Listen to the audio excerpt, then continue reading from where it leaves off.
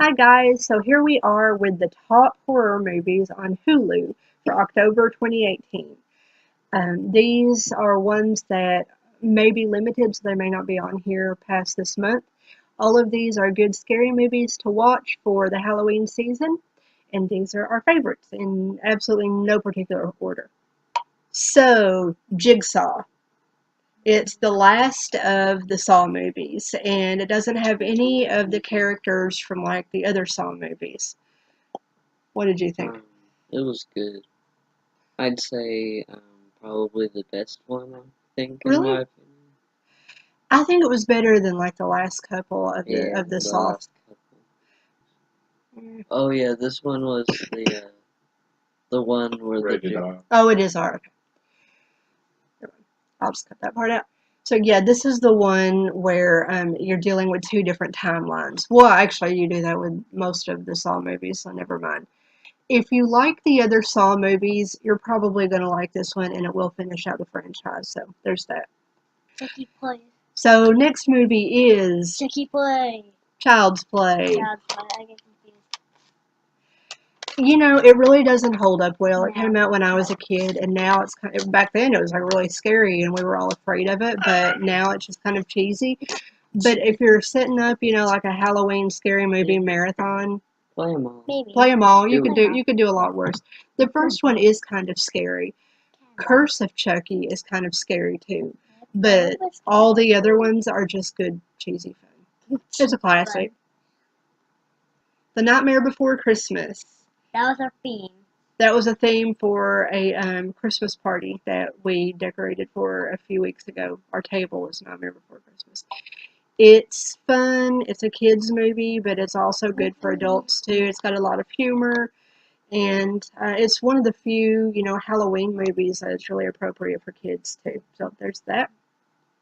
Very appropriate. Anaconda.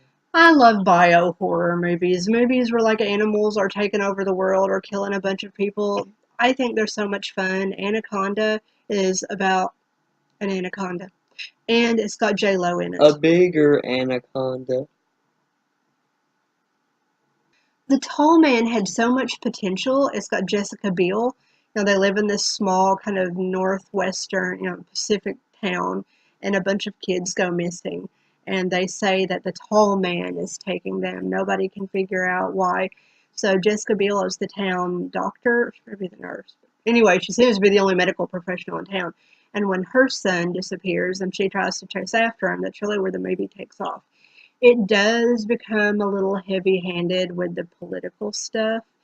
I think if they had taken most of that out, it would have been okay. But up until that point, yeah, it's a pretty good thriller. It's not really horror. So don't go into this thinking that you're going to be scared, because you won't be. So how tall is Jessica Biel? So like, I don't know. okay. Why? I wanted to see if he was actually the tall man. Shutter Island. Leonardo DiCaprio. So, you know, if nothing It's gonna else, be great. you have him to look forward to watching the whole film. This is based on a book by the same guy who wrote Mystic River and Gone Baby Gone, but this is a thriller. So again, this isn't a horror movie so much as it is a thriller, but it's a period film that takes place in an insane asylum on Shutter Island, which is pretty awesome from the get-go. And that's all I'm going to tell you about that one, because it's one that you're almost better going into blind, because there are quite a few twists to it. Poltergeist 2, did we do that? No, I haven't done that one yet. Okay, it's the sequel to Poltergeist 1, since it's called Poltergeist 2.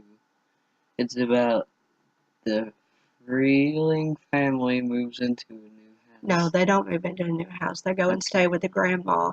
And instead of the little girl getting sucked into a TV, in this one, like dead people talk to her through like her telephone and stuff. They realize they can come out of the TV. Screw with them like that. It's not as good as the first one, but it's still fun. And actually, one of the grossest things in a movie that I have ever seen is in this one. It's where he drinks the tequila. I can't even watch that scene. It's awful. It's not scary, but if you're really into, you know, the first one and you want to see a continuation of that story, I would probably give it a go. Actually, we kind of like the third one too, where Carol Ann gets sucked into the rain puddle. Can I talk to him about Yes, go ahead and tell him about part three. though. Like, Poltergeist free. Like, kind of the same thing, Caroline. Except she gets sucked in a puddle. And, like, she's just, like, in the beginning, she's just, like, this weird guy. On, like, a weird, I don't know what it's called. It's like the preacher. Preacher. And it's, like, goes up. And then when she looks, it's, like, and this guy's looking at her. And she's, like, and then, like, the forks happen, like, her mirrors. Yeah, Iris really likes it. She used to beg us to let her watch that all the time. It's not 28 days later. It's not 28 months later. 28 years later. 28 Weeks Later is the sequel to 28 Days Later.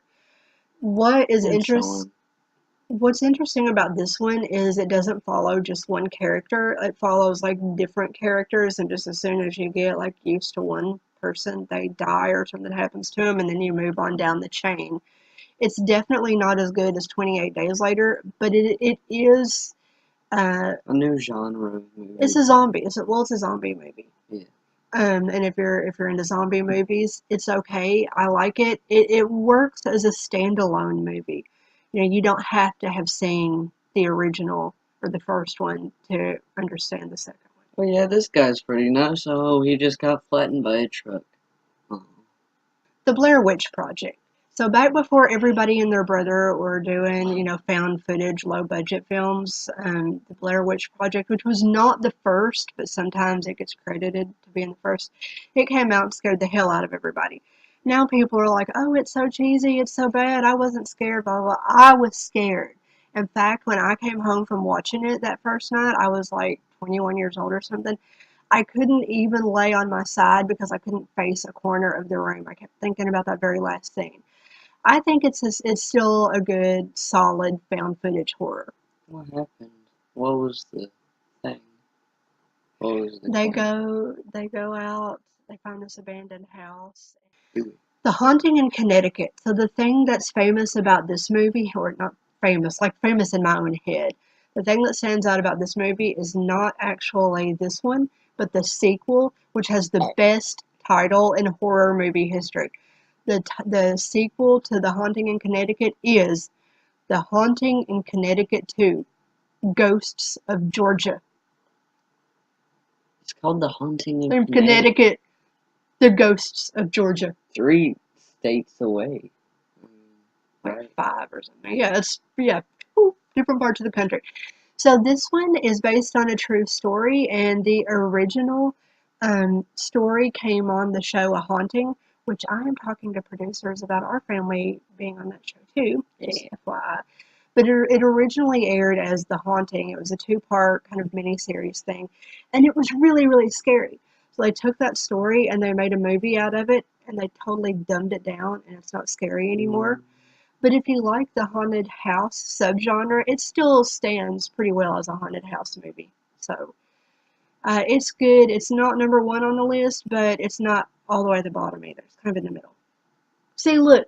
And then we have The Haunting in Connecticut 2, Ghosts of Georgia, which was also its own little mini-series and was really creepy. It's a true story. And then they made a movie out of it and dumbed it down, and it's not anywhere near as good anymore. Tell the title first. The house is that October build. It's about mockumentary. A mockumentary about a group of people going around the United States, going to different haunted houses. They get on the nerve of a bunch of people while they're looking for the scary. They're looking for like the scariest haunted house out there. Haunted house. That's the storyline. Yeah. They're just traveling around the country trying to find the scariest haunted house. Like, not a real haunted house, but like a Halloween haunted house with actors and stuff. And they're really into that kind of extreme haunting, you know. It's a mockumentary, and actually the sequel, I liked it too. If you get on Reddit and stuff, they're gonna, like, you know, a lot of people don't like it, but Sam and I liked it. Like, we watched it more than once. I kind of like the mockumentary found footage ones when they're done well, and this one is. Mom and Dad. How about that? Okay, talk about it. Mom and Dad is, again, Nicolas Cage. Let Iris talk about this one. Okay, what's it about? Well, the first thing I gotta say is it's not really appropriate for kids. it is probably not appropriate for kids. No. But of course, mine have seen it It because kills kids. parents lose their marbles and start. Killing their kittens. Yes, Basically start killing their kids. it's a black comedy. It's a horror comedy. So, it's got Nicolas Cage, but it's one of the few times that Nicolas Cage works in a movie. And It's kind of built for him. It's also built for grown-ups and not kids. Kids know it. Paranormal Activity. So this is another one that kind of restarted the found footage movie craze. It was a basic budget. It was even filmed in like the director's own house or something. And it's just this couple who find out that their house is haunted, so they set up video cameras trying to catch the ghosts. That's it. Small plot, not a lot happens, but for the haunted house subgenre and for the found footage subgenre, it's really one of the best ones out there. There's a reason they made like 10 more. It's because this one really worked. So this one isn't scary, but this was one of my favorite movies as a kid, The Monster Squad. It's about these friends, These friends are like this, they have a club. they have a club, and at some point they meet Frankenstein, and like the little girl's like, he will hurt you, and they're like, ah! So these friends, group of boys, have formed this club in their small town. They call themselves the Monster Squad. And then, as luck would have it, some big crates drop out of the sky, and the Wolfman and Frankenstein and Dracula and the water monster thing, they all come to the town to like take over the world. It is fun, and it is definitely kid friendly. The only monster that doesn't come to take over the world is Frankenstein. It's Frankenstein. He's a good guy. He's a good guy. The Others. So The Others came out around the same time as The Sixth Sense, and it's not remembered as often as The Sixth Sense was. It's a period movie. It takes place in World War II. The whole thing takes place in one house. Nicole Kidman plays a woman who has 2 kids, and really weird stuff is going on in the house. So it's definitely haunted house subgenre. And it's got, an ending that you don't really see coming. It's a beautiful movie, and even though it's kind of a slow burn, a lot happens in it, and I recommend it to anybody who likes good old-fashioned ghost stories. And it's not the 5th Others of the Lost Island. Right, it's not the Others from Lost. Madea Halloween. It's about Madea and her friends and At Halloween. at Halloween. A bunch of teenagers stop messing with them and They mess back. they mess back. This was the first. Madea. This is the first Madea movie I had seen, and It's good. it's okay. It's okay. It wasn't as funny as I expected it to be. Honestly, I thought it was kind of preachy and long-winded. But, I mean, a lot of people really like it, so it's something that, it's on Hulu. It's free if you have Hulu. Gremlins. Oh, How can you not love Gremlins? he's so cute. So cute. Oh, little Mowgli. But it's basically this weird minion monster thing, and this kid gets it for Christmas, and his dad gives him a list what to do and what to feed him, and he says, do not feed him at night, After midnight. because more of them spawn. And then they get really nasty. I mean, I always think of Gremlins as kind of being like a Christmas movie too, but I mean, it's fun for kids. It is a little scary, maybe if they're young. It's not something you'd want to show them, but mine love it. I loved it when I was a kid. I really wish I could tell Spoiler him something. alert. John dies at the end. VHS is another found footage film, and it's one of the most famous ones. It's an indie film, so it doesn't have a big budget, and it's like a collection of stories. Each one lasts about 15 minutes. Some are better than others, but it is so good. I mean, again, if you're not really into found footage, it may not be something that you're going to like, but I love it. And actually, VHS 2 is pretty good too, and both of these are on Hulu right now.